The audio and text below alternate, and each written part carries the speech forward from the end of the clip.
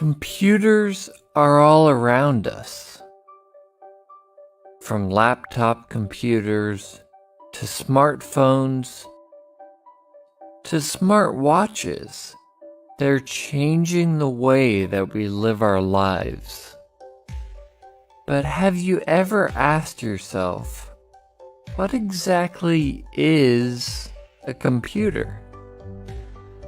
A computer is an electronic device that manipulates information or data. The computer sees data as ones and zeros, but it knows how to combine them into much more complex things, such as a photo, movie, website, game, and much more. Computers use a combination of hardware and software. Hardware is any physical part of the computer, which includes the internal components and the external parts like the monitor and keyboard. Software is any set of instructions that tells the hardware what to do, such as a web browser, media player, or word processor. When most people say computer, they're talking about a personal computer. This can be a desktop computer or a laptop, which has basically the same capabilities, but in a more portable package. Personal computers come in a few different styles. The most common type uses the Windows operating system. Macs or Macintosh computers feature the Mac OS operating system, while Chromebooks run on Chrome OS.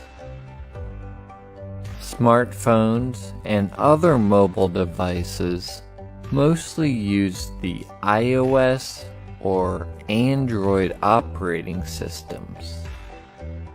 We'll talk more about operating systems in a later video.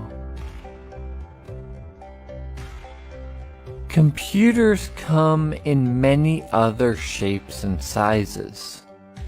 TVs, game consoles, and even appliances like refrigerators can have built-in computers, although they may not do everything a desktop or a laptop can. There's another type of computer that plays an important role in our lives: servers. A server sends information to other computers on a network.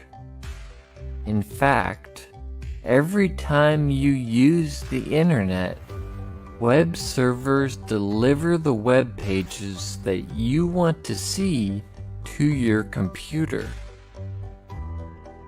Servers are also used in many offices to store and share files.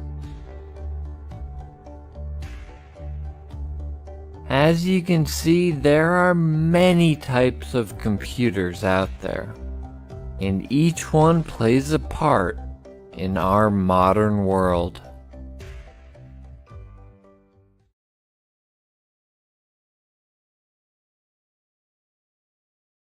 Every computer has its own set of buttons and ports. In this video, we're going to talk about some of the most common ones, including what they're for and how to recognize them. Some buttons are universal, like the power button. Depending on the type of computer you have, it may be on the front, on the back behind the screen, or even on the inside when you open the lid. The power socket is where you'll connect the power cord. If you have a laptop, you'll have a charging port instead. Most computers provide more than one USB port, so you can plug in any device you might need. Keyboards, printers, and USB drives are all common examples. Some computers even have USB-C ports, which can be used for many different things, not just plugging in devices. Laptops, for instance, often use the format for the charging port. If you have a desktop, you'll use the monitor port to connect the monitor. There are quite a few types of monitor connections, ranging from HDMI to the USB-C style we just mentioned. If you have a laptop, you can connect a separate monitor as long as you have the right equipment. Just look for the display port and plug in the appropriate cable. The Ethernet port lets you connect to the internet if you're not using Wi-Fi. All you need is an Ethernet cable, which you can then connect to your modem or router. If your computer has an audio jack, you can use it to plug in wired headphones or speakers.